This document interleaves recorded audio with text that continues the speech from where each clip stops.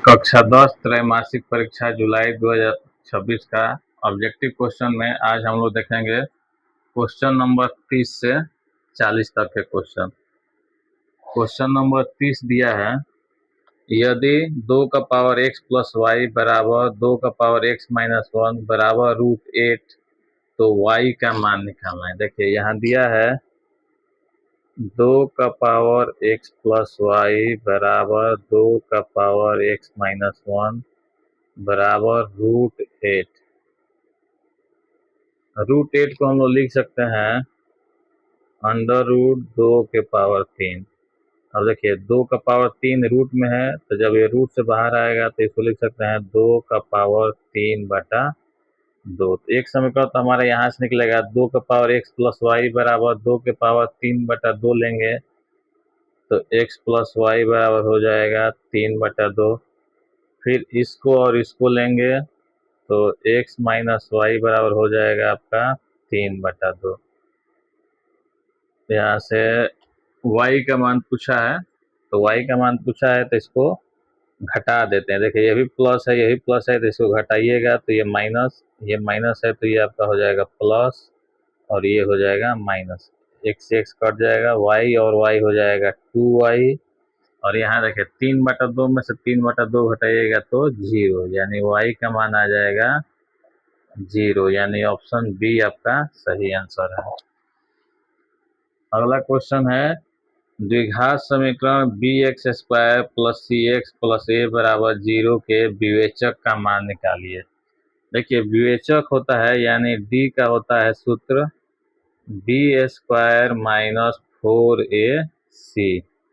लेकिन यहाँ क्या किया है, देखिए b² माइनस 4ac, यहाँ क्या किया है कि a के जगह पर दे दिया है b और b के जगह दे दिया है c और c के स्थान पर दे दिया है a, यानी ए बी सी को इधर से उधर कर दिया है। अब देखिए b² तो b के जगह पर क्या दिया है c, तो ये हो जाएगा c² माइनस 4a के जगह पर b और c के जगह पर a, यानी हमारा आंसर हो जाएगा c² माइनस 4ab, यानी ऑप्शन सी जो है हमारा सही आंसर हो जाएगा।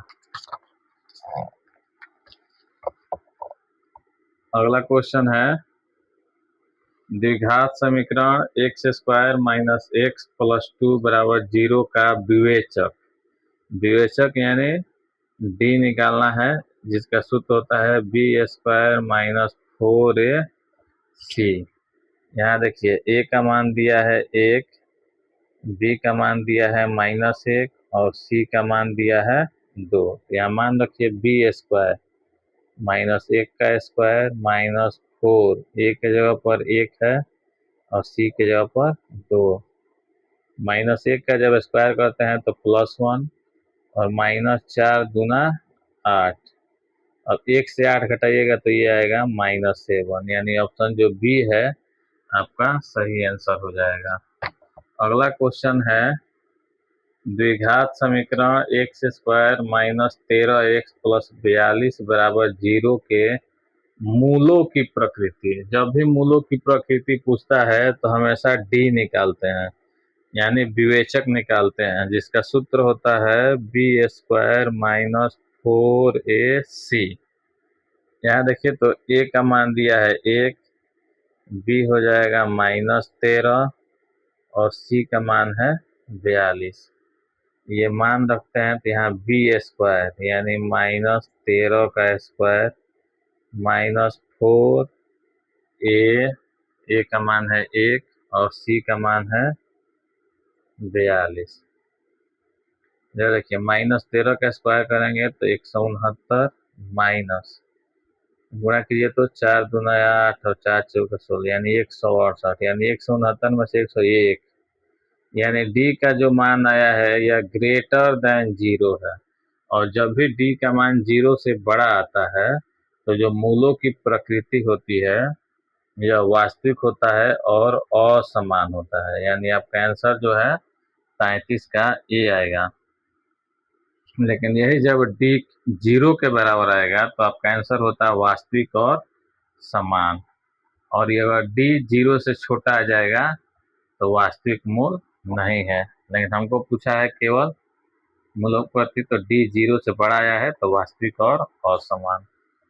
अगला क्वेश्चन है cos square theta plus 1 cosec square theta का मान निकालना है। देखिए ये है cos स्क्वायर थीटा, 1/कोसेक स्क्वायर थीटा को लिख सकते हैं हम साइन स्क्वायर थीटा।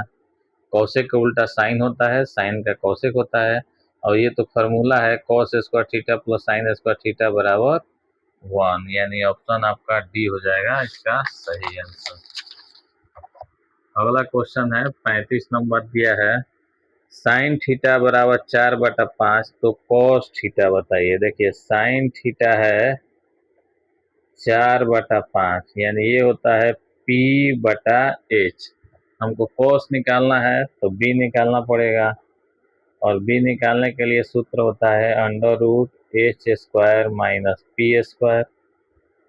H का मान है 5, तो 5 का स्क्वायर माइनस 4 का स्क्वायर, स्क्वायर कीजिएगा 5 का स्क्वायर 25, 4 का स्क्वायर 16, यानी √9, यानी B का मान आ जाएगा 3।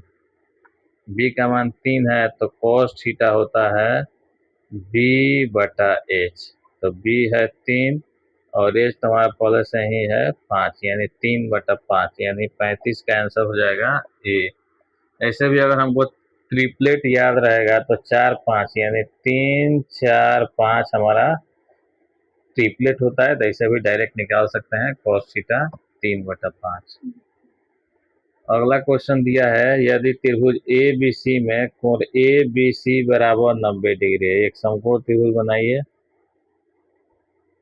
ABC, यानी ABC, ये जो B ये दिया है 90 डिग्री, तो tan A का मान निकालना है। देखिए tan थीटा का फॉर्मूला होता है लंब बटा आधार। tan A ये कोण लेना है, तो देखिए कोण के साथ जो भुजा है AB ये हो जाएगा आपका आधार, और जो BC हो जाएगा ये हो जाएगा लंब, यानी P, यानी P के जगह पर हम लिख सकते हैं BC, और आधार B के जगह पर लिख सकते हैं AB, BC/AB, यानी ऑप्शन बी आंसर हो जाएगा। और AC जो है हमेशा ये कोण होता है, 90 डिग्री के सामने जो भुजा होती है वो कोण, यानी 36 का आंसर BC/AB। अगला क्वेश्चन है साइन 69 डिग्री बटा cos 21 डिग्री, तो या तो साइन को cos में बदलिए या cos को साइन में बदल दीजिए। देखिए साइन 69 डिग्री है तो इसको ऐसे भी लिख सकते हैं cos 90 डिग्री माइनस 69 डिग्री, बटा दिया है cos 21 डिग्री। फॉर्मूला होता है cos 90 degree minus theta sine theta, theta के जगह पर कितना है 69 डिग्री, अब cos देखिए 90 में से 69 हटाइएगा तो ये हो जाएगा cos 21 डिग्री, और नीचे हर में दिया है cos 21 डिग्री, और cos 21 cos से कट के, यानी इसका मान केवल क्या आ जाएगा 1, यानी ऑप्शन सी सही आंसर हो जाएगा। अगला क्वेश्चन दिया है निम्नलिखित में कौन इकाई के बराबर नहीं है, यानी 1 के बराबर नहीं है। देखिए sine square theta cos square theta ये भी 1 होता है, cosec square theta minus cot square theta ये भी 1 होता है, sec square theta minus tan square theta ये भी 1 होता है, लेकिन tan square theta minus sec square theta ये 1 नहीं होता है, बल्कि ये होता है -1। तो ये इकाई के बाद पूछा, हमको धनात्मक इकाई पूछना चाहिए, लेकिन आंसर इसका हो जाएगा डी। अगला क्वेश्चन है 39 नंबर, tan थीटा बराबर cot थीटा, तो थीटा का मान निकालिए। देखिए tan थीटा बराबर cot थीटा दिया है, cot थीटा को हम लिख सकते हैं 1/tan थीटा, tan थीटा का मतलब tan स्क्वायर थीटा ये हो जाएगा 1, और tan थीटा यानी थीटा 45 डिग्री पर होता है 1, और स्क्वायर में कीजिएगा तो कितना आएगा 1, यानी बी का आंसर हो जाएगा 45 डिग्री, थीटा का मान 45 डिग्री। ये तो डायरेक्ट याद रहेगा तो बनेगा। cos 30 का मान होता है √3/2। अब देखिए तो साइन 30 का मान 1/2, साइन 45 1/√2, साइन 60 का जो मान होता है ये भी होता है √3/2।